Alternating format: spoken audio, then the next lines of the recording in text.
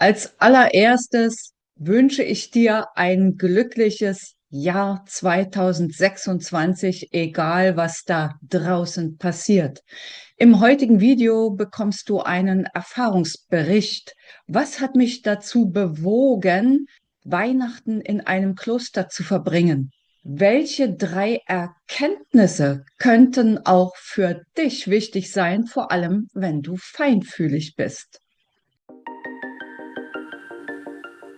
Erfahrungsbericht klingt so, als würde ich jetzt ellenlang irgendetwas erzählen. Nee, wird es wohl nicht. Ich versuche es wie immer nach dem Minirock-Prinzip kurz, knapp, knackig. Das ist einfach meine Art. Meine Kinder sind erwachsen, mein Enkel ist es ebenso. Bin ich nun völlig frei in dem, wie ich mein Leben gestalte.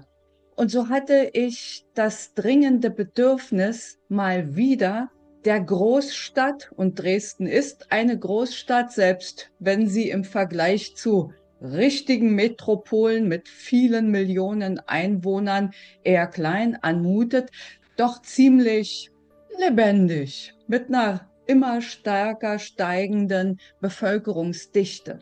Und da ich selbst zu den Feinfühligen gehöre, merke ich, dass ich immer öfter Rückzug brauche.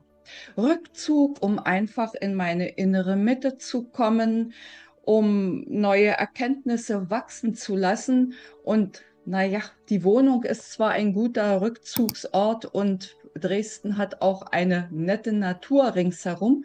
Jedoch, wenn man hier schon jahrzehntelang lebt, so wie ich, dann braucht es auch mal einfach etwas Neues. Und so habe ich in großen Abständen immer mal auch den Rückzug anderswo gesucht, entweder auf einer Insel und jetzt auch zum dritten Mal schon in einem Kloster.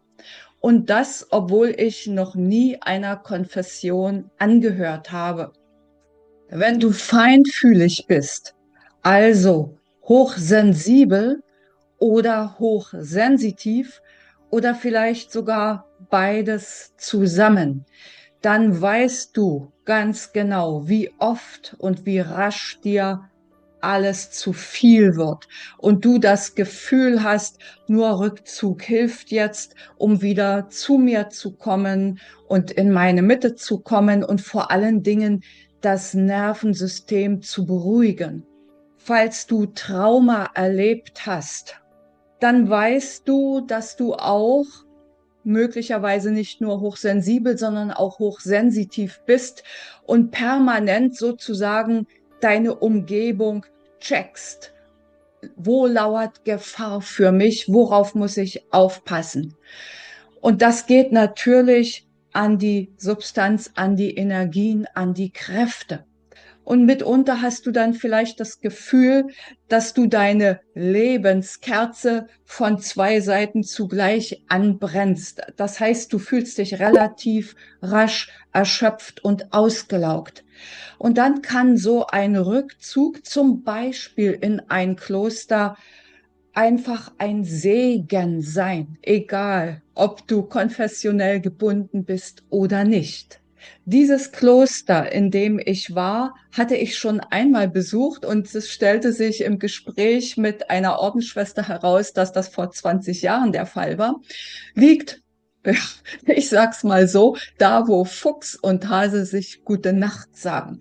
Das heißt, mit öffentlichen Verkehrsmitteln ist es ziemlich schwierig zu erreichen, aber es geht, wenn man für das letzte Stück ein Taxi nimmt. Ringsherum ist wunderbare Natur, dir begegnen Kraniche, Reiher, Bussarde. Dein Blick geht weit übers Land. Du hast neben den Feldern und Wiesen auch Wald, kannst Bäume umarmen, wenn du magst, durch den Wald spazieren. Allerdings wurde mir gesagt, dass dort durchaus auch Wölfe und Wildschweine in größerer Zahl unterwegs sind. Also ängstlich darfst du nicht sein. Und dann das einfache Leben im Kloster. Die Ordensschwestern haben sich unglaublich um uns Gäste bemüht und wir waren international. Das heißt, es wurde nicht nur Deutsch gesprochen, sondern auch Spanisch und eine asiatische Sprache. Mit der Koreanerin habe ich zum Beispiel Englisch gesprochen. Und was ganz wichtig war, ich habe direkt mein Handy auf Stumm gestellt, habe alles, was WhatsApp, Telegram und Co. war, außen vor gelassen, ganz bewusst. Digital Detox, das war mir wichtig. Und du es glauben kannst oder nicht, am zweiten Tag dort im Kloster, zum einen durch das sehr einfache und klar strukturierte Leben, durch die Natur an sich und durch das Weglassen von Smartphone und Co. habe ich schon Positives körperlich gespürt. Fantastisch geschlafen. Gut, ich bin ein Mensch, der muss unterwegs sein. Ich war auch sehr viel in der Natur unterwegs, habe lange Spaziergänge gemacht, meist allein, aber nicht nur. Allein, das lädt dann natürlich ein zu Gehmeditationen. Und auch die regelmäßigen Zeiten, die sich ergaben durch die Essenszeit, denn die Ordensschwestern hatten eine ganz klare Struktur zwischen Arbeiten, für die Gäste da sein, ins Gebet gehen, in die Kirche gehen, ein ziemlich klarer Rhythmus. Die Kirche habe ich auch besucht, täglich mindestens einmal, wenngleich ja, mir persönlich die gesamten Abläufe dort vollkommen unvertraut waren, die Lieder, die Abläufe an sich. Ja, es war keine Schande. Jeder war willkommen. Ich habe es einfach genossen, dort in der Gemeinschaft einfach nur zu sein und runterzukommen durch die Gesänge. Bevor wir auf 3 Erkenntnisse kommen, die auch für dich wichtig sein können, eine Bitte von meiner Seite. Wenn dir dieses Video als Inspiration gefällt, freue ich mich sehr über ein Like. Darüber, wenn du den Kanal abonnierst, sofern du es noch nicht getan hast, und über einen netten, wertschätzenden Kommentar. Und am Ende dieses Videos verlinke ich noch weitere hilfreiche Videos für dich. Meine 3 wichtigsten Erkenntnisse waren: Die Natur ist die größte Heilerin, die ich mir vorstellen kann. Geh so oft wie möglich in die Natur. Vor allen Dingen dann, wenn du in einer Großstadt lebst. Dort schwirrt es so viel von Tausenden von Energien, die dein Körpersystem unter Umständen nur schwer absorbieren, durchleiten, auffangen kann. Und ehe sich das Ganze manifestiert in irgendwelchen Erkrankungen, egal welcher Art, geh in die Natur. Sie heilt.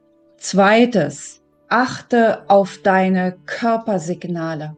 Wenn du dich erschöpft fühlst, wenn du Nervosität und innere Unruhe spürst, dann sind das glasklare Signale deines Körpers. Und auch wenn du in eine Meditation gehst, wirst du Botschaften aus deinem Unterbewussten, von deinem höheren Selbst, aus dem Universum, aus dem Kosmos, von deinen Seelenbegleitern erhalten, die dir Achtungszeichen geben. Und die 3. Erkenntnis, und das hat mich ja eigentlich nicht überrascht, mich hat nur das Tempo überrascht. Wirklich mal wenige Tage ohne digitales Sein. Und du kommst in deine Mitte, in die Ruhe, dein Nervensystem fährt runter. Und das können wirklich Gefühle von Glück, Zufriedenheit und in sich Ruhen aufkommen. Das soll's für jetzt gewesen sein. An dieser Stelle nochmal alles Gute für ein friedvolles Jahr 2026 und vielleicht ist ein Kloster ja auch für dich einmal eine gute Idee. Hab eine gute Zeit und ich sage an dieser Stelle Tschüss, bis zum nächsten Video. oder Podcast.